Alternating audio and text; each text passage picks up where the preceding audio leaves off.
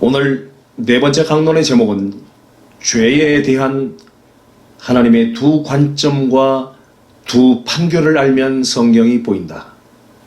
죄에 대한 하나님의 두 관점과 두 판결을 알면 성경이 보인다 라는 제목으로 말씀을 나누도록 하겠습니다. 죄를 어떤 관점으로 보느냐에 따라서 성경 해석의 방향은 180도로 달라집니다. 그런데 죄에 대한 우리 인간의 관점 따위는 전혀 필요치 않습니다. 단지 죄에 대하여 하나님께서 어떤 관점을 가지고 계시냐를 아는 것이 중요하고, 죄에 대한 하나님의 관점을 알게 되면 성경이 두 개의 지평으로 활짝 열려지면서 지금까지 우리가 알지 못했던 수많은 비밀들을 볼 수 있게 만들어줍니다. 그러므로 오늘의 이 강론은 초특급 강론이므로 정신을 바짝 차리고 집중해서 들어주시기를 부탁드리겠습니다. 오늘의 이 강론은 여러분들께서 성경이 말씀하고 있는 중요한 핵심을 이해하고 성경을 바르게 해석할 수 있는 지력을 가지게 만들어주는 강론이므로 3번 정도만 반복해서 시청해 주시기를 부탁드리겠습니다.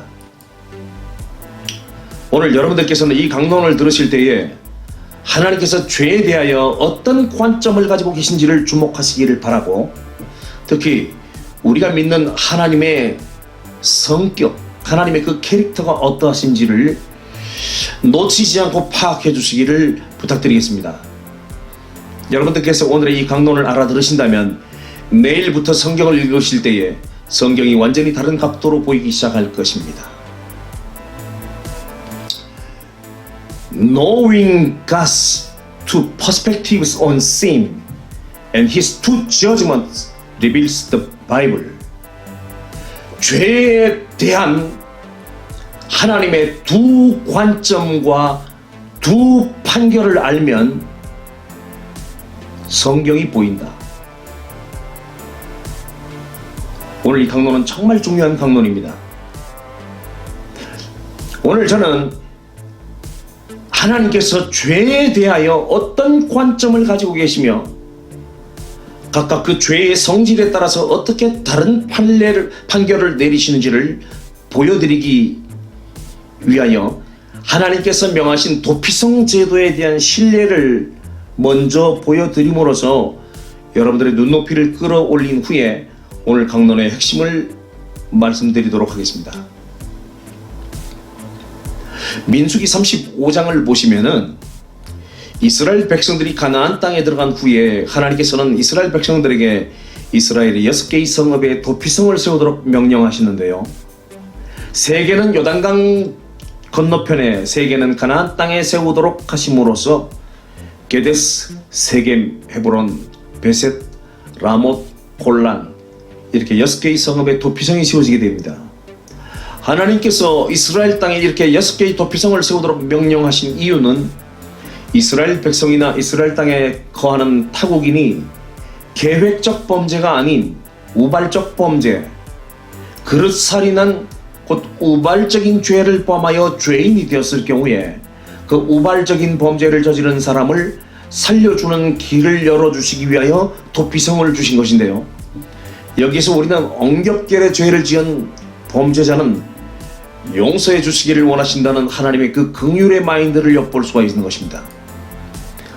민수기 35장 9절로 15절의 말씀을 보시면은 여호와께서 또 모세에게 일러 가라사대 이스라엘 자손에게 말하여 그들에게 이르라 너희가 요단을 건너 가나안 땅에 들어가거든 너희를 위하여 성읍을 도피성으로 정하여 그릇살인한 자라고 그리로 피하게 하라.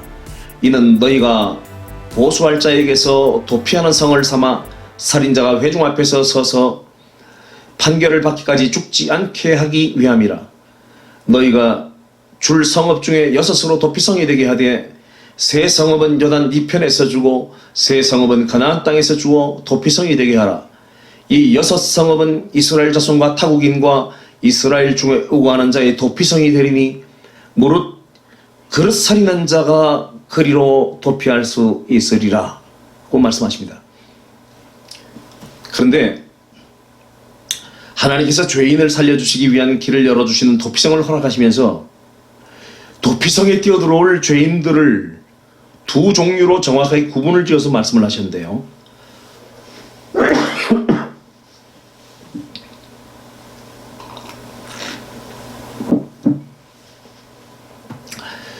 고의적인 죄를 포함한 고살자와 억압계열의 죄를 지은 우발적 범죄자로 죄인을 분류를 시켰다는 것을 아는 것이 아주 중요한 포인트입니다.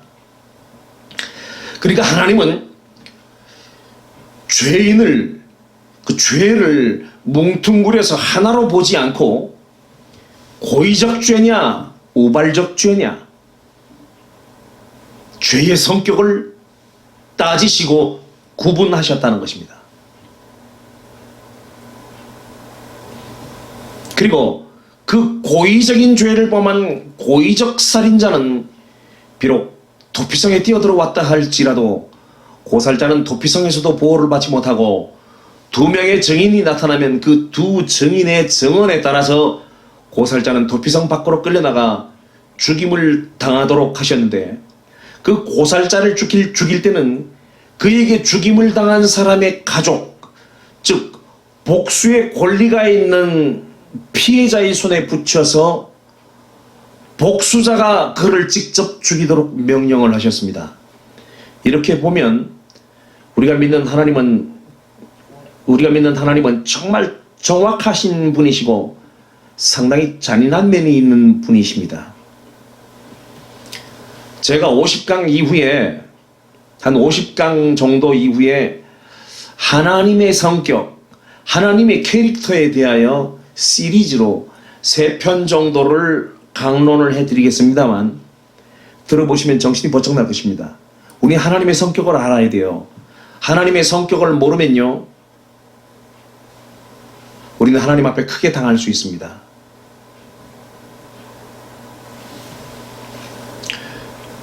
하나님은 무서운 분이에요. 그래서 우리는 하나님을 알아야 됩니다. 하나님의 어떤 성격을 가지고 계신 분인지, 하나님의 어떤 캐릭터를 가지고 계신 분인지 우리는 하나님에 대해서 정확하게 알아야 할 필요가 있습니다. 고의적 살인자는 도피성으로 도피를 하여도 두 증인의 증언만 있으면 성 밖으로 끌려나가서 복수자의 손에 붙여져 죽게 된다는 사실, 고살자는 증인에 의해 죽음이 확정되고 복수의 권리를 가지고 있는 사람의 손에 붙여져 죽는다는 사실을 꼭 기억해 두십시오. 그러니까 증인은 고살자의 생명을 손에 쥐고 있는 심판자라는 사실을 기억해 두시면 저의 후반부 증거가 소름 끼치게 다가올 것이고 성경이 리얼하게 보이기 시작할 것입니다. 그러나 우발적인 죄를 범한 우발적 살인자는 도피성으로 뛰어들어갈 때 보호를 받아 아무도 그를 죽이지 못하도록 하셨으면 물론이고, 그 우발적 범죄자가 도피성으로 뛰어들어간 때 재임하고 있던 제사장이 죽으면 그 제사장이 죽은 시점으로부터 모든 죄를 사함받고 자유인이 되어 도피성 밖으로 나가도 아무도 그를 정죄하거나 죽이지 못하도록 명령을 하셨습니다. 이것은 정말 소름이 끼치도록 정확한 복음의 예표요, 복음의 싱크로율을 보여주고 있는 것입니다. 우발적 살인자는 도피성에서 보호를 받고 제사장이 죽으면 죄를 용서받고 자유함을 얻는데, 예수님께서 인류의 죄를 걸머지신 제사장으로서 죽으셨기 때문에 우발적 범죄를 저지른 인간의 죄가 용서를 받는 길이 열린 복음의 예표를 정확하게 보여주신 것입니다. 그런데 하나님께서 얼마나 세밀하시고 정확하신 분인지 대하여 고의적 범죄를 저지른 고살자는 어떤 자인지에 대하여 구체적인 예까지 들어서 설명을 해주셨으며, 또한 그 고살자는 어떻게 하라는 말씀까지 하셨고, 그 우발적 범죄를 저지른 우발적 범죄자는 어떠한 사람이 해당이 되는지에 대한 예까지 들어서 설명을 해주시고, 그 우발자는 어떻게 하라고까지 자세하게 말씀을 해주셨단 말입니다. 먼저 하나님께서 고살자가 어떤 사람인지에 대하여 내리신 정의와 그 고살자에게 내리신 하나님의 판단이 어떤 것인지를 먼저 살펴보겠습니다. 민수기 35장 16절로 21절의 말씀을 보시면은 고살자가 어떤 범죄를 저지른 자인지, 그리고 그 고살자에게는 어떤 형벌이 내려지는지에 대한 말씀을 읽어보도록 하겠습니다. 만일 철연장으로 사람을 쳐 죽이면 이는 고살한 자니 그 고살자를 반드시 죽일 것이요, 만일 사람을 죽일 만한 돌을 손에 들고 사람을 쳐 죽이면 이는 고살한 자니 그 고살자를 반드시 죽일 것이요, 만일 사람을 죽일 만한 나무 연장을 손에 들고 사람을 쳐 죽이면 이는 고살한 자니 그 고살자를 반드시 죽일 것이니라. 피를 보수하는 자가 그 고살자를 친히 죽일 것이니 그를 만나거든 죽일 것이요, 만일 미워하는 까닭에 밀쳐 죽이거나 기회를 엿보아 무엇을 던져 죽이거나 원한으로 인하여 손으로 쳐 죽이면 그 친자를 반드시 죽일 것이니 이는 고살하였음이라. 피를 보수하는 자가 그 고살자를 만나거든 죽일 것이니라. 오늘 이 민수기 35장을 통해서 고살자가 어떤 사람인지에 대해서 정의를 내려주셨는데, 철연장, 돌, 나무 연장, 심지어는 아기를 가지고 손으로 쳐서 죽인 사람까지도 고살자로 규정을 하셨습니다. 그리고 그 고살자는 반드시 죽이라고 말씀하고 있습니다. 반드시 죽이는데 누가 죽이느냐? 그 고살자에게 죽인 사람의 유가족, 복수의 권리가 있는 사람의 손에 붙여서 그 고살자를 죽이도록 명령하고 계십니다. 민수기 19장 1절로 13절의 말씀을 보시면, 그러나 만일 사람이 그 이웃을 미워하여 엎드려 그를 기다리다가 일어나 쳐서 그 생명을 상하게 하여 죽게 하고 이 한 성읍으로 도피하거든 그 본 성읍 장로들이 사람을 보내어 그를 거기서 잡아다가 보수자의 손에 넘겨 죽이게 할 것이라. 내 눈이 그를 긍휼히 보지 말고 무죄한 피 흘린 죄를 이스라엘에서 제하라. 그리하면 내게 복이 있으리라 하고 말씀하십니다. 그러니까 고의적 범죄를 저지른 자는 반드시 죽이고 그 죽이되 복수자의 손에 붙여서 죽이게 하라. 이것이 죄에 대한 하나님의 관점이고 그 고살자에게 내리신 하나님의 판결이라고 하는 거 꼭 기억해 두시기 바랍니다. 이 하나님의 관점과 판결은 절대로 변하지 않습니다. 그대로 성경 전체에다 적용이 되어지는 것인가 꼭 기억해 주시기를 부탁드리겠습니다.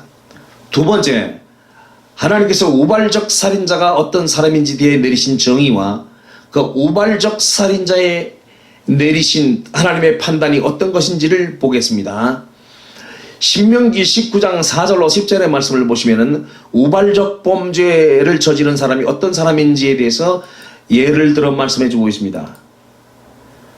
살인자가 그리로 도피하여 살만한 경위는 이러하니, 곧 누구든지 본래 혐언이 없이 부지 중에 그 이웃을 죽인 일, 가령 사람이 그 이웃과 함께 벌목하러 살림에 들어가서 손에 도끼를 들고 벌목하려고 찍을 때에 도끼가 자루에서 빠져 그 이웃을 맞춰 걸어 죽게 함 같은 것이라.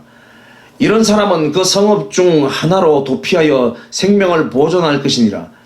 그 사람이 그에게 본래 혐언이 없으니 죽이기에 합당치 아니하나 두렵건대 보수자의 마음이 뜨거워져서 살인자를 따르는데 그 가는 길이 멀면 그를 따라 미쳐서 죽일까 하노라. 그러므로 내가 내게 명하기를 새 성읍을 너를 위하여 구별하라 하노라.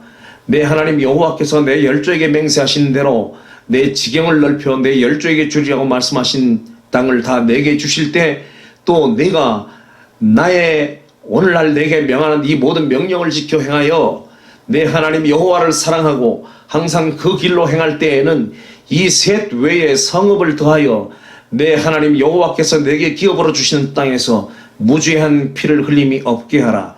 이같이 하면 그 피가 내게로 돌아가지 아니하리라.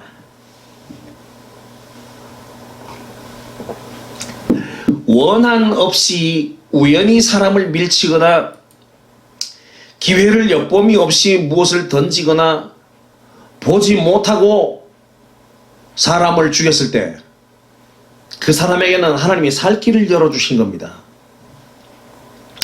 민수기 35장 22절로 28절에도 말씀하고 있습니다. 원한 없이 우연히 사람을 밀치거나 기회를 엿봄이 없이 무엇을 던지거나 보지 못하고 사람을 죽일 만한 돌을 던져서 죽였다 하자.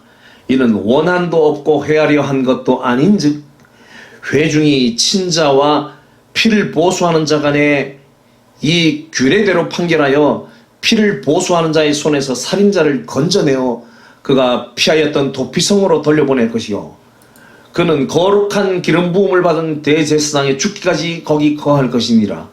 그러나 살인자가 어느 때든지 그 피하였던 도피성 지경 밖에 나갔다 하자 피를 보수하는 자가 도피성 지경 밖에서 그 살인자를 만나 죽일지라도 위하여 피 흘린 죄가 없나니 이는 살인자가 대제사장의 죽기까지 그 도피성에 유하였을 것임이라. 대제사장이 죽은 후에는 그 살인자가 자기 산업의 땅으로 돌아갈 수 있느니라. 우발적인 죄를 범한 자가 도피성에 뛰어들어갔을 때 도피성 안에서는 보호를 받습니다. 아무도 그를 죽이지 못합니다. 그러나 그 도피성에 들어갔던 우발적 범죄자가 잠깐 도피성 밖을 나갔을 때는 도피성 밖에서는 복수자가 그를 만나 죽여도 아무 책임이 없다는 것입니다. 그러니까 우발적 죄를 범한 자는 그 도피성 밖을 나가면 안 되고 그 우발자가 도피성에 들어갔을 때에 재임하고 있던 대제사장이 죽는 해가 되면 이 우발적 범죄자는 모든 죄를 사함받고 그 정죄에서 벗어나서 도피성 밖으로 나가도 죽임을 당하지 않는다는 것입니다. 이것이 바로 죄를 해석하시는 재판장 되시는 하나님의 죄에 대한 두 가지 관점과 죄에 대하여 내리신 두 가지 정의이며 재판장 되신 하나님의 판결 원칙이며 판결 선례입니다. 우리는 죄를 뭉뚱그려서 한 가지로 생각을 하지만 그러나 재판장 되신 하나님의 죄에 대한 관점과 판례는 죄에 대한 동기를 분명하게 가려서 고의적 범죄냐 우발적 범죄냐를 따지시는 분이시라는 것입니다. 그리고 고의적 범죄로 사람을 죽인 자는 반드시 죽이시고 우발적 범죄로 사람을 죽인 자는 살 수 있는 길을 열어주시는 긍휼의 마인드를 가지고 계신 분이 성경이 말하고 있는 하나님이십니다. 자, 저는 이 도피성 제도를 통해서 말씀하신 죄에 대한 하나님의 그 두 가지 관점 그리고 두 가지 판결을 보여드렸습니다. 자, 이 도피성 제도에서 두 종류의 범죄자, 고의적 범죄로 사람을 죽인 고살자, 우발적 사건으로 인해서 사람을 죽게 만든 우발적 살인자, 이 두 범죄자에 내리신 하나님의 두 판결을 기억하시면서 이 하나님의 관점을 가지고 이 관점을 가진 그대로 에덴 동산으로 한번 가보겠습니다. 에덴 동산에서 벌어진 그 범죄 사건에 하나님의 이 두 가지 죄의 관점과 두 가지 죄의 판결을 그대로 한번 적용시켜 보겠습니다. 여러분, 에덴 동산에서 범죄가 발생하였습니다. 그리고 에덴 동산에는 두 범죄자가 있었습니다. 이 에덴 동산의 두 범죄자를 이제 하나님의 관점으로 한번 보실까요? 하나님께서 먹지 말라고 명하신 선악과를 사탄은 먹임으로 범죄했습니다. 먹지 말라고 명령한 하나님의 그 명령을 사탄은 인간에게 선악과를 먹임으로 범죄하였습니다. 그런데 인간은 먹음으로 범죄했습니다. 사탄의 말을 듣고 먹었습니다.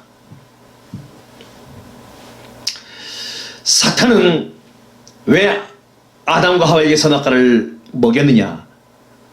먹으면 정령 죽으리라고 한 그 선악과를 먹여서 아담과 하와를 죽이려고 하는 악의를 가지고 먹였습니다. 그러니까 사탄은 하나님의 관점으로 볼 때 고의적 살인을 저지른 고살자에 해당이 되는 것입니다. 근데 인간의 범죄는 속이는 자 사탄의 거짓말에 속아서 우발적으로 먹게 되었습니다. 하와는 뱀의 말, 사탄의 그 미혹에 넘어가서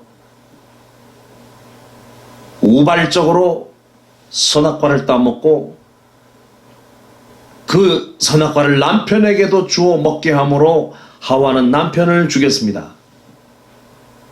그러니까 하와의 범죄는 우발적으로 저질러진 범죄였다는 것입니다. 사탄에게 속아서 저지른 범죄니까요. 하나님의 관점이, 죄에 대한 관점이 이렇게 달라지는 것입니다. 먹으면 정령 죽으리라고 말씀하신 선악과를 사탄은 인간에게 먹였습니다. 먹으면 죽는다는 알면서 먹였습니다. 왜? 죽이려고 먹였습니다. 그래서 요한복음 8장 44절에 마귀는 처음부터 살인한 자라고, 마귀는 거짓말장이요 살인한 자라고 말씀하고 계셨던 것입니다. 그러니까 에덴 동산에서 저질러진 그 두 범죄자, 에덴 동산에 두 명의 범죄자가 발생했는데 사탄은 고의적으로 인간을 죽인 고살자가 되는 것이고, 인간은 사탄에게 속아서 먹음으로 죽게 되었으니까, 하와는 사탄에게 속아서 남편에게 먹여 남편을 죽였으니까 하와의 범죄는 우발적 범죄자에 해당이 되는 것입니다. 그래서 고살자인 사탄은 하나님께서 반드시 죽이는 것이고, 우발적 범죄를 저지른 하와와 아담, 인간은 용서의 길, 구원의 길을 열어주신다는 것입니다. 이것이 바로 성경이 말하는 은혜와 진리입니다. 여러분, 요한복음 1장 1절에 보면 태초에 말씀이 계시니라, 이 말씀이 곧 하나님과 함께 계시니 이 말씀은 곧 하나님이라고 말씀하고 있습니다. 요한복음 1장 14절의 말씀을 보시면 말씀이 육신이 되어 우리 가운데 거하심에 우리가 그 영광을 보니 아버지의 독생자의 영광이요 은혜와 진리가 충만하더라고 말하고 있습니다. 태초에 말씀이 계셨다. 말씀이 육신이 되어 우리 가운데 거하시는데 우리가 그 영광을 보니 아버지의 독생자의 영광이요 은혜와 진리가 충만하더라. 즉 하나님의 말씀에는 은혜와 진리가 충만하다는 것입니다. 이게 무슨 뜻이냐? 태초에 말씀이 있었다. 여러분, 에덴 동산에 보시면은 하나님께서 인간에게 말씀하십니다. 너희가 동산에 있는 모든 나무의 실과는 임의로 먹되 동산 중앙에 선악을 알게 하는 나무의 실과는 먹지 말라. 먹는 날에는 너희가 정령 죽으리라고 말씀하셨습니다. 근데 사탄은 다가와서 인간을 꼬여서 그 선악과를 먹임으로 인간을 죄와 사망에 빠뜨렸습니다. 그러니까 먹지 말라고 명령하신 선악과를 놓고 볼 때 사탄은 그 선악과를 먹여서 인간을 죽인 고살자가 된 것이고, 인간은 사탄에게 속아서 먹고 죽게 된 우발적 범죄자가 된 것입니다. 그런데 고살자는 반드시 죽일지니라는 하나님의 그 죄의 관점과 죄의 판결에 따라 사탄은 심판과 멸망이 확정되고, 속아서 먹고 범죄한 인간은 도피성 대신 예수님 안에서 생명을 보존하게 되어지고, 대제사장이 죽으면 용서를 받고 자유함을 얻게 되는데, 인류의 대제사장으로 오신 예수 그리스도의 죽음으로 말미암아 인간은 용서와 자유함을 받게 된 것입니다. 그러니까 이 도피성 제도와 이 에덴 동산에서 저질러진 두 범죄자의 범죄 사건을 놓고 볼 때, 고살자는 반드시 죽임으로써 하나님의 진리, 심판의 원칙을 적용시키고, 우발적 범죄자에게는 죄를 범하였음에도 불구하고, 넘어졌음에도 불구하고 용서와 구원을 베푸시는 하나님의 은혜를 적용시킨 것입니다. 성경이 말하는 진리는 뭐냐? 하나님을 대적하는 자는 반드시 망한다. 죄를 지은 자는 반드시 망한다라고 하는 진리를 적용시킨 것이고, 우발적 범죄자에게는 죄를 지었음에도 불구하고 넘어졌음에도 불구하고 내가 너를 용서하고 구원한다라고 하는 하나님의 은혜를 보여준 것입니다. 그러니까 태초에 계셨던 말씀, 동산 중앙에 있는 선악을 알게 하는 나무의 실과는 먹지 말라, 정령 죽으리라, 그 말씀을 통해서 은혜와 진리가 나타나는데, 인간에게는 은혜를, 사탄에게는 진리를, 사탄에게는 심판을, 인간에게는 구원을, 은혜와 진리를 나타내 보여주신 것입니다. 말씀이 육신이 되어 우리 가운데 거하심에 우리가 그 영광을 보니 아버지의 독생자의 영광이요 은혜와 진리가 충만하더라. 은혜는 예수로 말미암고 진리는 그리스도로 말미암다고 성경은 분명히 말씀하고 있습니다. 그러니까 은혜는 인간에게 나타내신 하나님의 은총이고, 진리는 사탄에게 나타내신 하나님의 심판의 원칙을 말씀하고 계신 것입니다.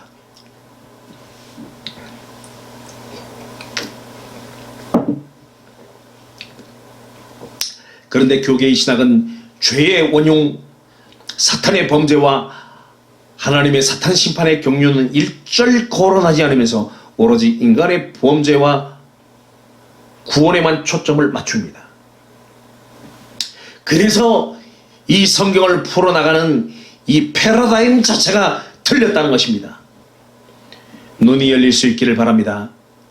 이제 성경의 패러다임을 완전히 바꿔야 합니다. 에덴 동산에서 두 명의 범죄자가 등장하였는데, 하나님께서 먹지 말라고 명령하신 선악과를 사탄은 먹임으로써 사람을 죽인 고살자 범죄자가 되었고, 인간은 속아서 먹음으로 우발적 범죄자가 된 것입니다. 범죄에 대한 우리 인간의 관점이 아닌 하나님께서 보시는 사탄의 범죄와 인간의 범죄에 대한 하나님의 관점과 하나님의 판결에 대하여 증거를 하는 과정에서 두 가지 사실이 드러나는데, 첫째는 사탄에 대한 하나님의 심판의 경륜이 드러났고, 둘째는 인간에 대한 복음의 실체가 드러났습니다. 에덴 동산의 범죄를 이야기할 때 현재 세계 교회의 신앙 논리는 주범인 고살자 사탄의 죄는 스킵을 하고 벌칙이 공범인 우발적 범죄자 인간의 범죄에만 초점을 맞춰서 인간의 반역과 하나님의 구원이라는 구속사 관점의 엉터리 구원론 논리의 신학을 만들었는데, 오늘의 이 강론은 또 한 번 그 엉터리 신학 논리, 엉터리 복음에 치명타를 입히게 되었습니다. 죄에 대한 하나님의 두 관점과 두 판결을 알면 성경이 보인다. 에덴 동산에서 인간이 하나님께서 먹지 말라고 명하신 선악과를 따먹는 범죄가 일어났을 때 하나님은 이 두 가지 죄에 대한 관점을 정확하게 적용시키셨고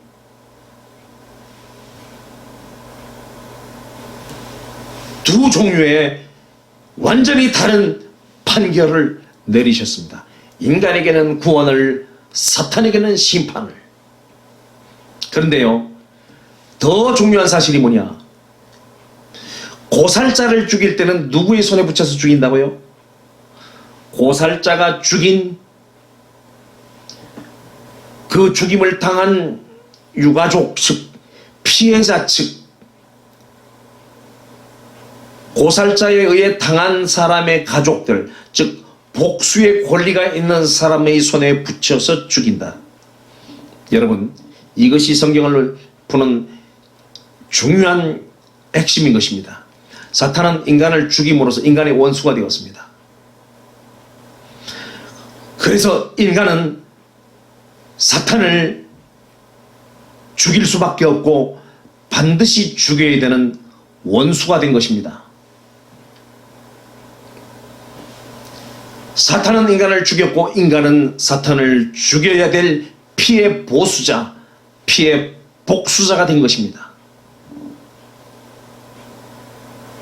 그래서 뱀이 에덴 동산에서 인간에게 선악과를 먹였을 때에 하나님께서 선포하시기를 뱀과 여자는 원수가 되고 여자의 후손은 뱀의 머리를 상하게 할 것이요 뱀은 여자의 발꿈치를 상하게 할 것이다 라고 선포하심으로써 성경은 창세부터 요한계시록까지 성경 전체가 다 인간과 사탄의 전쟁, 하나님은 사탄과 인간을 원수라고 규정시킴으로써 전쟁이 시작될 것을 선포하셨고 사탄은 인간의 발 아래에서 머리가 깨어지는 심판을 당하게 될 것인데 인간은 사탄에게 피해 복수를 해야 될 피해 복수자의 권리를 가진 것입니다.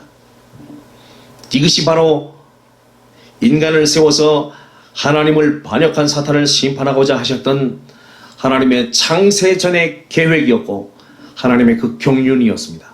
그러므로 창세기부터 요한계시록까지 성경 전체는 창세전에 세우신 하나님의 그 심판의 경륜에 의하여 하나님께서 우리 인간을 하나님을 반역한 사탄을 심판하는 대리 심판자로 세우셨다는 사실, 그것도 피해 복수자가 되게 만드는 그 사건을 통해서 하나님의 원수요 우리의 원수인 사탄이 우리의 발 아래에 깨어지도록 만드셨다는 것이, 이것이 바로 성경이 말하고 있는 성경 이야기입니다. 여러분, 성경을 단순히 인간의 반역과 하나님의 구원이라고 하는 단순한 구원론 논리로 성경을 보게 될 때 성경에서 그 성경 논리에서는, 그 엉터리 신학 논리에서는 하나님의 그 원초적인 계획이 송두리째 원초적으로 유기가 되어버린 것입니다. 그러므로 에덴 동산에서 벌어진 선악과를 따먹는 범죄 사건을 이야기할 때 이 사건을 인간의 관점으로 볼 것이 아니라 하나님의 관점으로 접근하고 그 사건을 보아야만 성경을 정확하게 해석할 수 있다는 것을 알 수 있습니다. 하나님께서 죄에 대하여 어떤 관점을 가지고 계신가 하는 것을 아는 것이 성경을 해석하는 제일 중요한 관건이 된다는 것도 이제 아셨을 것입니다. 에덴 동산에서 선악과를 먹은 사건은 절대로 인간의 범죄로만 몰아갈 성질의 범죄가 아니고 인간보다 더 큰 범죄를 저지른 절대로 용서를 받을 수가 없는 고살자 사탄의 중범죄를 훨씬 더 큰 비중으로 이 사건을 보아야 한다, 그 말입니다. 하나님께서 먹지 말라고 명령하신 선악과를 사탄은 인간에게 먹임으로 범죄했고 인간은 먹음으로 범죄했습니다. 한번 물어보겠습니다. 하나님께서 먹지 말라고 명령하신 것을 아기를 가지고 속여서 먹이는 고살자의 죄가 큽니까? 교묘한 거짓말에 속아서 얼떨결에 따먹은 멍청한 자의 죄가 큽니까? 인간이 선악과를 따먹은 사건에서 사탄이 등장하지도 않고 사탄의 속이는 역할이 없이 전적으로 인간 자신만의 생각으로 그 선악과를 따먹었다면 교계의 신앙 논리처럼 인간의 범죄로만 몰아가는 것이 당연한 논리가 되고 교계의 신앙 논리는 맞습니다. 그리고 교계가 말하는 인간의 범죄와 하나님의 구원이라고 하는 구속사 논리는 성립이 되어지고 맞는 얘기입니다. 그러나 성경이 말씀하고 있는 바는 인간의 범죄와 하나님의 구원이라고 하는 단순한 구원론 논리로 볼 수 없는 죄가 저 하늘에부터 시작이 되었고 하늘에서 범죄한 천사 사탄을 이 세상으로 내어 쫓으신 하나님께서 사탄이 갇혀있는 이 우주 공간에 하나님은 천지를 창조하시고 하나님의 형상대로 인간을 지으신 그 인간을 통하여 하나님을 반역하고 하나님께 범죄한 사탄을 심판함으로써 인간을 통하여 영광을 받으시겠다고 하셨던 그 하나님의 그 원초적인 계획이 그대로 성경 전체에 나타나 있는 것입니다. 그러므로 성경은 단순한 구원론으로 볼 것이 아니라 하나님을 반역한 사탄을 인간을 통해서 멸하시는데 하나님께 반역한 그 사탄의 범죄를 인간에게 똑같이 한번 경험시킴으로써 인간이 사탄을 원수로 여기도록 만드신 사건이 바로 에덴 동산의 선악과 사건이었다라는 사실을 여러분들이 기억하신다면 성경은 단순한 구원론 논리가 아니라 하나님의 원수요 인간의 원수인 사탄을 우리 인간의 발 아래서 깨어지도록 만들겠다고 섭리하신 인간을 통해서 하나님의 원수 사탄을 멸하시는 심판의 목적을 위해서 인간을 지으셨고 그 하나님의 대리 심판자의 역할을 함으로써 우리는 하나님께 영광을 돌리는 사람이 되어진다라고 하는 사실을 성경이 말씀하고 있는 겁니다.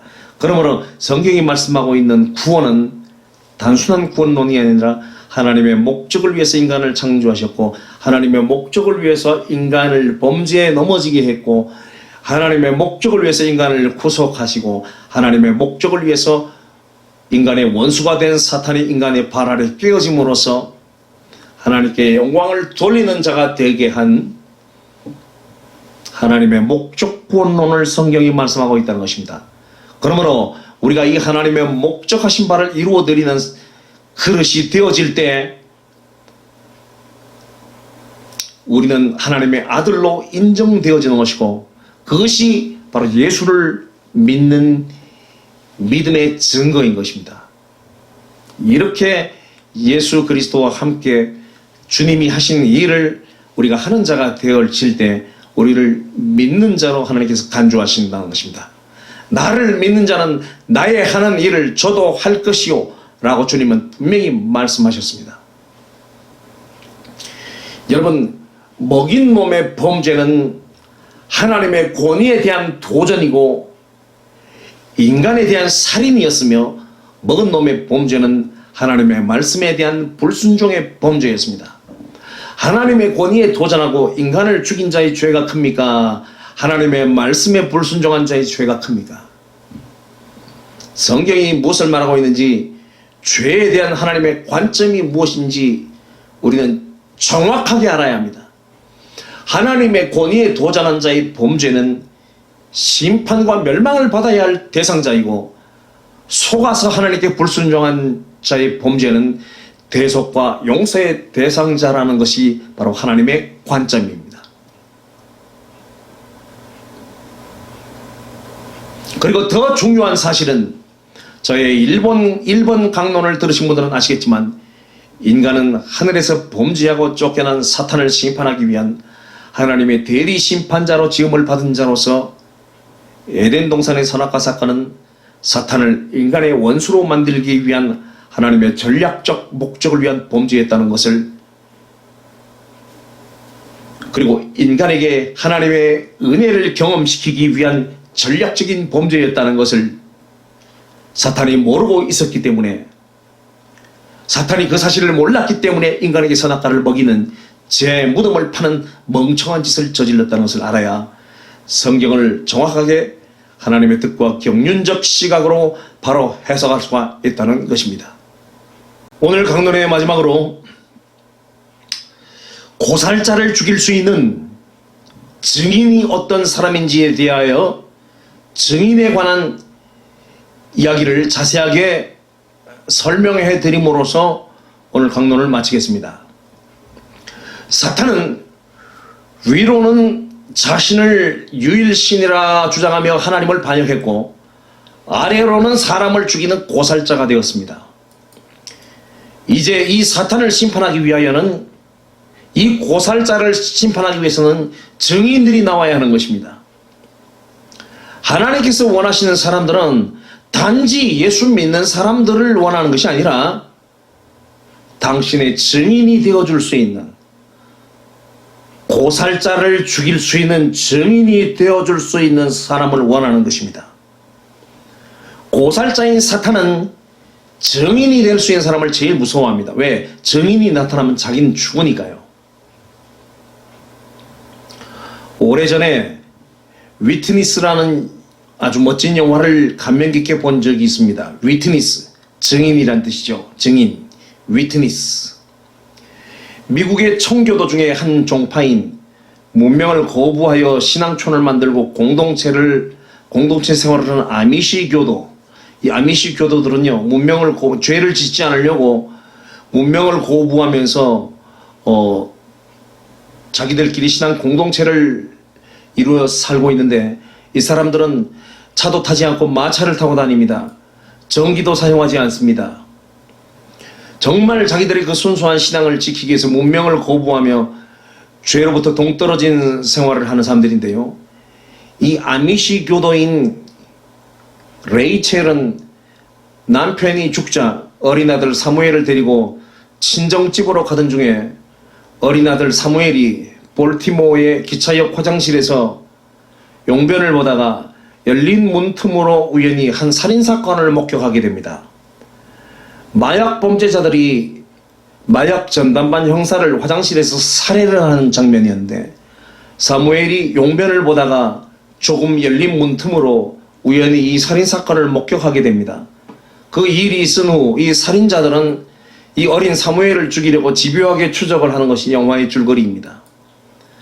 그 마약갱들이 왜 어린 사무엘을 그처럼 두려워했을까요? 그 이유는 사무엘이 바로 자신들의 살인사건의 그 현장을 목격한 증인이기 때문입니다. 범죄자들은 증인이 두려운 것입니다. 증인의 증언이 터져나오면 그것은 곧 자기들의 최후가 되기 때문인 것입니다. 성령을 받으면 우리가 사탄의 불의를 알게 되고 하늘의 권능들을 받고 사탄을 한 방에 끝장낼 수 있는 증인이 될 것입니다. 기독교인이라면 아무리 나이롱 신자라고 해도 사도행전 1장 8절쯤은 누구나 다 알고 있을 만큼 다 암송을 하고 있는 말씀입니다. 오직 성령이 너에게 마시면 너희가 권능을 받고 예루살렘과 온 유대와 사마리아와 땅끝까지 이르러 내 증인이 되리라. 그러나 이 구절의 의미를 정확하게 알고 있는 사람을 저는 지금까지 단 한 명도 본 적이 없습니다. 성령이 임하시면 권능이 임하고 증인이 된다. 여기까지는 누구나 다 압니다. 그런데 제일 중요한 어떤 증인이 되어야 하느냐, 무엇을 증거하는 증인이 되어야 하느냐를 모른다는 사실입니다. 밤새도록 눈이 퉁퉁 붓도록 꺼이 울어놓고는 아침에 얘야 근데 누가 죽었냐 하는 꼴입니다. 성령이 임하시면 증인이 된다. 당신은 증인이십니까? 좋습니다. 그런데 뭘 증거하실 건데요? 무엇에 대한 증인이 될 거냐 이 말입니다. 증인이면 증거하는 내용이 있을 것 아닙니까? 당신이 증거하고 있는 내용이 무엇인 것인가를 제가 지금 묻고 있는 것입니다. 증인이면 증거하는 내용이 있어야 되지요. 증인이 되어서 나서는 것이 중요한 것이 아닙니다. 증인으로 나섰으면 주님이 증거해 주시기를, 주님이 증거해 주기를 원하시는 바로 그 내용을 정확하게 꿰뚫고 주님이 원하시는 그 내용을 통쾌하게 증거할 수 있어야 그게 바로 증인이지. 증인으로 나선 사람이 증언을 원하는 하나님의 뜻과 상관없는 엉뚱한 내용을 증거한다면 그것은 증인으로서의 아무런 가치가 없는 것입니다. 증인은 증언을 해주기를 원하시는 하나님이 바라시는 그 내용을 정확하게 말해야지, 그 나머지는 아무리 많은 말을 한다 해도 다 필요 없는 말인 것이며, 증인이 되어줄 것을 부탁한 하나님의 속만 터지게 만드는 일인 것입니다. 엉뚱한 놈이 나타나서 엉뚱하게 증언을 서버리면 오히려 사태가 더 헷갈리고 문제가 더 꼬여버리게 되는 것입니다. 당신은 성령을 받은 증인이십니까? 그렇다면 당신이 증인으로서 지금 외쳐 증거하고 있는 증거의 내용이 무엇입니까? 저의 이 질문에 거의 대부분의 사람들이 엉뚱한 얘기들을 합니다. 왜 그런지 아십니까? 지금의 신학이 구원론 중심의 틀로 되어 있어서 모든 문제를 다 구원론적인 관점으로 보아버리기 때문에 엉뚱한 대답이 나오는 것입니다. 성령이 임하시면 권능을 받고 내 증인이 된다. 그 사람들은 이 증인의 내용이 뭐냐라고 물어보면 예수님은 구원자시다, 예수님은 치료자시다, 예수님은 우리를 부욕해 하는 자시다, 무슨 이런 얘기들을 합니다. 사도행전 1장 8절이 말씀하는 이 증인은 바로 그런 내용을 말하는 게 아니거든요. 주님이 당부하신 나의 증인이 되어달라 말씀하신 그 증인의 개념은 인간 구원론적 개념의 증인이 아닌 사탄 심판론적인 차원의 증인이기 때문에 구원론적인 사고체계를 가진 사람들은 자다가 봉창 두드리는 소리가 나올 수밖에 없는 사고의 틀이 이미 형성되어 있는 것입니다. 성경 이해의 틀이 주님이 의도하신 방향과 틀리기 때문에 그런 사고의 틀 속에서는 주님이 원하시는 증언을 할 수가 없으며 그런 증인의 의미를 도저히 이해할 수가 없는 것입니다. 그러면 하나님께서 원하시는 우리가 증인으로서 증거해 주기를 원하는 그 증언의 내용이 무엇일까요? 성경 구절로 대답해 드릴게요. 이사야 43장 7절로 13절입니다. 무릇 내 이름으로 일컫는 자 곧 내가 내 영광을 위하여 창조한 자를 오게 하라. 그들을 내가 지었고 만들었느니라. 눈이 있어도 소경이요 귀가 있어도 귀머거리인 백성을 이끌어내라. 여호와가 말하노라. 너희는 나의 증인, 나의 종으로 택함을 입었나니 이는 너희로 나를 알고 믿으며 내가 그인 줄 깨닫게 하려 함이라. 너희는 나의 증인, 나의 종으로 택함을 입었나니 나의 전에 지음을 받은 신이 없었느니라. 나의 후에도 없으리라. 나 곧 나는 여호와라. 나 외에 구원자가 없느니라. 내가 고하였으며 구원하였으며 보였고 너희 중에 다른 신이 없었나니 그러므로 너희는 나의 증인이요 나는 하나님이니라. 여호와의 말이니라. 과연 태초부터 나는 그니 내 손에서 능히 건질 자가 없도다. 내가 행하리니 누가 막으리요. 이사야 43장 7절 이하의 말씀이 바로 우리가 하나님의 영광을 위한 증인으로 지음을 받았다는 사실을 분명히 말씀해주고 있습니다. 너희는 하나님의 영광을 위하여 증인을 위해서, 증인이 되기 위해서 창조함을 받은 자다. 그러면 우리가 증인으로 창조함을 받았는데 우리가 증인으로서 증거해야 될 내용이 무엇이냐? 우리가 증거해야 될 증거의 내용이 뒤에 설명이 나오죠. 너희는 나의 증인, 나의 종으로 택함을 입은 나니 나의 전에 지음을 받은 신이 없었느니라. 나의 후에도 없으리라. 너희 중에 다른 신이 없었나니 그러므로 너희는 나의 증인이요. 하나님께서 원하시는 우리가 증인으로서 증거해야 될 증거의 내용을 여기서 분명히 가르쳐주고 있습니다. 우리가 증인으로서 증거해야 될 내용이 뭐라고요? 나의 전에 지음을 받은 신이 없었느니라. 나의 후에도 없으리라. 너희 중에 다른 신이 없었다. 그러므로 너희는 나의 증인이요. 하나님 이외에는 그 어떤 신도 존재하지 않는다는 사실, 그것을 증거해 주기를 원한다는 것입니다. 여러분, 사탄은 이 세상이 지어지기 전에 저 천상에서 마음에 교만이 들어와서 자기를 신이라고 주장했습니다. 자기를 신격화시켰습니다. 누구든지 신은 될 수 있다라고 주장을 했습니다. 그런데 하나님께서 인간을 지으셨어요. 인간을 왜 지었느냐? 증인으로 지었다는 거예요. 무슨 증인? 하나님만이 유일하신 참신이요, 사탄 너는 신이 아니다라는 사실을 증거하게 하기 위해서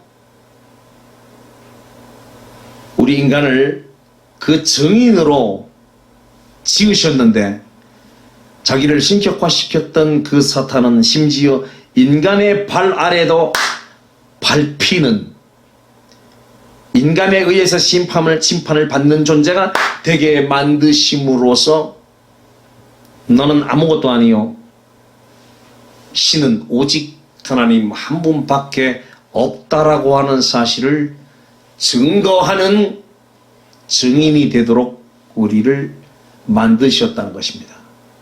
그러므로 하나님께서 원하시는 우리가 증인으로서 증거를 해야 될 증거의 내용은, 하나님은 우리의 구원자시다, 하나님은 우리의 치료자시다, 하나님은 우리를 축복하시는 분이시다, 이런 내용이 아니고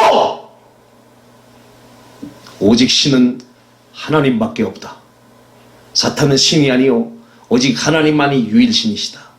사탄은 심지어 연약한 우리 인간의 발 아래도 밟히는 무지랭이 같은 존재다 라는 사실을 증거해 주기를 원하신다는 것입니다. 그런데 이 사실을 증거하려면 우리가 사탄을 깨뜨릴 수 있는 권능을 받아야 되기 때문에, 오직 성령이 너희에게 임하시면 너희가 권능을 받고 나의 증인이 될 것이다. Only Holy Spirit has come upon you and you shall receive the power and you shall be my witness. 성령이 너희에게 임하시면 너희가 권능을 받고, 사탄을 깨뜨릴 수 있는 권능을 받고, 너는 나의 증인이 되어버리고 말 것이다. 너는 나의 증인이 되어버리고 말 것이다. 어떤 증인? 너는 신이 아니요, 너는 아무것도 아니요, 너는 내 발 아래에서도 깨어지고 밟히는 별 볼 일 없는 존재요. 신은 오직 하나님 한 분밖에 없다라는 사실을 증거하는 증인이 되어주기를 원하신다는 것입니다. 여러분들께 한 가지를 물어보겠습니다. 두 사람 이자 관계에서 증인이 있을 수 있습니까? 여러분, 이자 관계에서는 증인이 있을 수 없습니다. 물론 결백한 사람이 증인이지만, 거짓말을 하고 있는 상대방의 진실을 의도적으로 짓밟고 있을 때, 진실을 행한 자가 아무리 자기의 진실을 주장해봐야 소용이 없습니다. 증인이 없으면, 제3자 증인이 없으면 두 사람의 싸움은 끝나지 않습니다.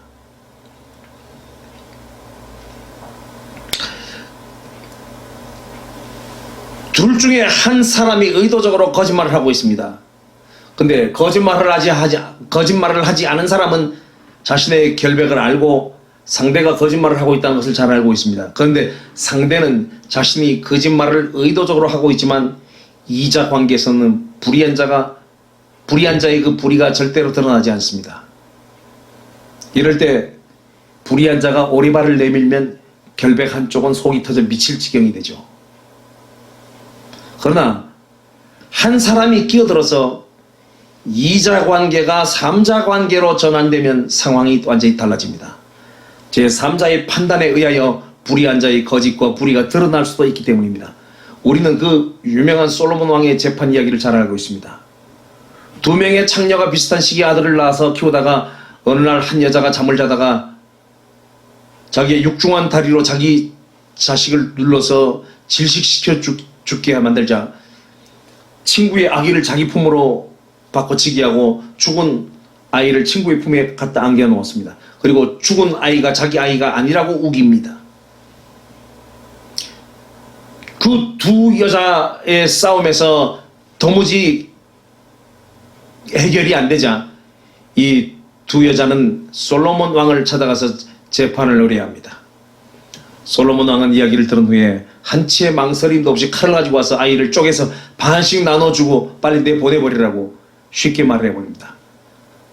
솔로몬 왕의 그 말을 들은 모성애를 가진 친어미가 기절초풍을 하면서 아이를 죽이지 말고 저 여자에게 주라고 말함으로써 솔로몬 왕은 친어미를 너무나 쉽게 가려내버렸습니다.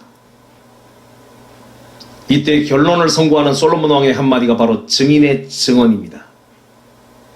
진실과 거짓의 싸움은 증인이 나타나야 끝이 나는 것입니다. 주님은 우리를 증인으로 요구하셨습니다. 우리가 서야 될 증인으로서의 증언은 무엇이냐? 하나님만이 유일한 참신이요 사탄은 신이 아니라는 사실을 증거해 주기를 원하는 것입니다. 이것이 성경 전체의 이야기입니다. 창세기부터 요한계시록의 성경 전체의 이야기가 다 이걸 이야기하고 있는 겁니다. 저는 모든 설교가 이 얘기를 벗어나지 않습니다. 이 초점을 벗어나지 않습니다. 그러나 교계의 목사님들의 설교에는 이 얘기가 통째로 다 빠져 있습니다. 오늘 교계의 목사님들의 설교에는 이 이야기가 통째로 다 빠져 있다는 사실을 여러분들께서 너무나 잘 아실 겁니다.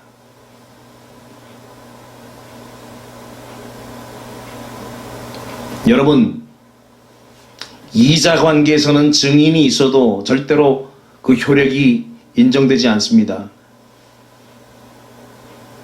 증인이라고 하는 존재는 반드시 삼각구도가 되었을 때 필요한 존재요. 증인의 효력이 나타나는 사실입니다. 하나님은 우리를 당신의 영광을 위한 당신의 증인으로 세우기 위해서 우리를 지으셨다고 말씀하고 있습니다. 그러니까 하나님, 사탄, 우리, 인간. 하나님과 사탄과 우리 인간. 이렇게 삼각구도죠. 그래서 우리 인간이 증인으로 세움을 입었고 하나님의 영광을 위한 증언을 하는 증인이 되어야 한다는 것입니다. 우리가 증인으로서 서야 될 증거의 내용이 뭐라고요? 하나님만이 유일한 참신이시요 사탄은 신이 아니다. 이걸 증거해 주기를 원한다는 거예요. 하나님은 그래서 사탄이 신이 아니라는 사실을 사탄이 인간의 발 아래 밟히는 사탄이 인간의 발 아래에서 깨어지게 만드는 심판을 통해서 사탄은 신도 아니요 아무것도 아니라는 것을 우리에게 경험시켜 주시고 체험시켜 주시는 것입니다. 그래서 사탄은 아무것도 아니요 하나님만이 유일한 참신이십니다 라는 사실을 증거함으로써 우리가 증인이 되어지고 그 증거를 통해서 하나님은 영광을 받으신다는 것입니다. 그러니까 하나님이 인간을 지으신 것은 이 목적을 위해서 인간을 지으신 것이고 이 목적을 위해서 우리를 구원시켰다는 것입니다. 이렇게 세워진 것이 바로 교회요 성도인 것입니다. 성도가 구원을 받은 목적은 하나님께서 성도를 구원시킨 목적은 바로 이거 하라고 구원시킨 거예요. 그런데 이걸 모르고 예수를 믿는다는 그 신앙의 의미가 이 땅에 살 동안에 하나님의 축복이나 받고 죽어서 천국이나 가는 것을 기독교 신앙으로 만들어놨습니다. 이 하나님의 이 원초적인 뜻을 통째로 유기시켜버린 이 엉터리 거짓 논리가 바로 여러분들을 천국에 갈 수 없게 만드는 엉터리 신앙, 엉터리 믿음이라는 것입니다.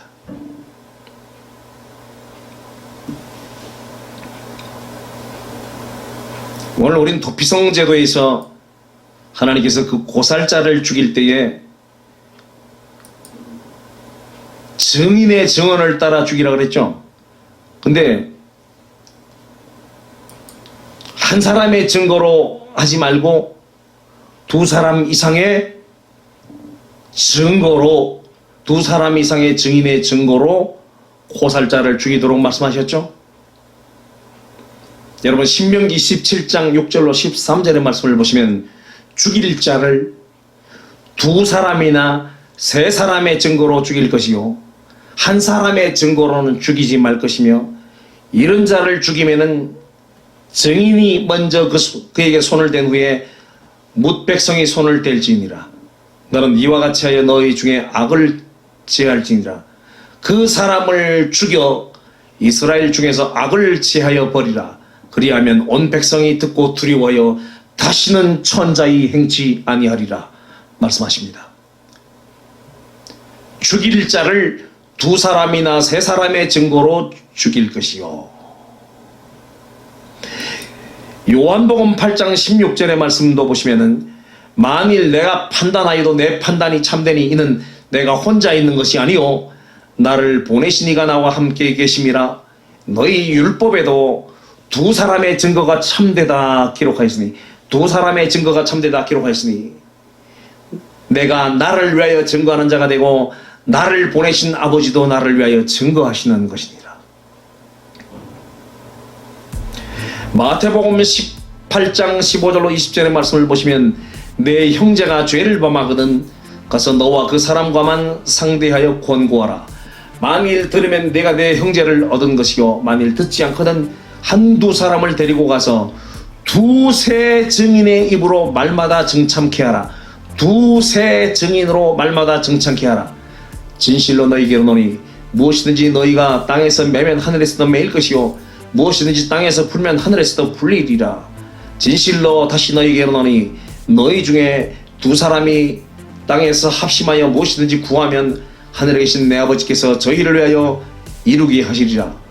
두세 사람이 내 이름으로 모인 곳에는 나도 그들 중에 있느니라. 여러분 이제 이 두세 사람이 모여서 기도하면 하나님 들으신다. 이 말을 여러분들 잘 알고 계시는 말씀인데 이 두세 사람의 의미를 모르셨죠? 이 두세 사람의 의미는 바로 증인을 얘기합니다. 하나님만이 참신이요 사탄은 신이 아니라 지음을 받은 피조물, 타락한 피조물이라는 사실을, 하나님만이 오직 유일한 참신이라는 사실을 증거하는 두세 사람의 증인이 모여 있어서 그 두세 사람의 증인이 내 이름으로 기도할 때 나도 그들 중에 있고 그들의 기도는 반드시 들을 것이라고 말씀하신 것입니다.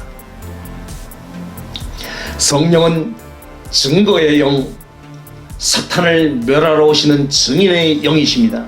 우리는 이 일을 위해 지음을 받은 피조물이요 이 일을 위해 부르심을 받고 세우심을 입은 증인들이요 우리에게 부어주신 성령은 이 사실을 증거하러 오시는 증인의 영이고요 우리가 받은 하나님의 아들의 권세는 하나님을 반역한 사탄을 멸하라고 주신 아들의 영이고요 우리가 받은 권세는 사탄을 심판할 수 있는 심판의 권세인 것입니다. 하나님을 반역한 사탄을 멸하는 것이 하나님 경외의 길이요 하나님 경외자의 촉도이고요 하나님을 사랑하는 방법입니다. 이것을 모르고 당신이 하나님을 안다고요? 정신들을 차리시기 바랍니다. 지금 교계는 하나님의 말씀을 너무나 모르고 있습니다.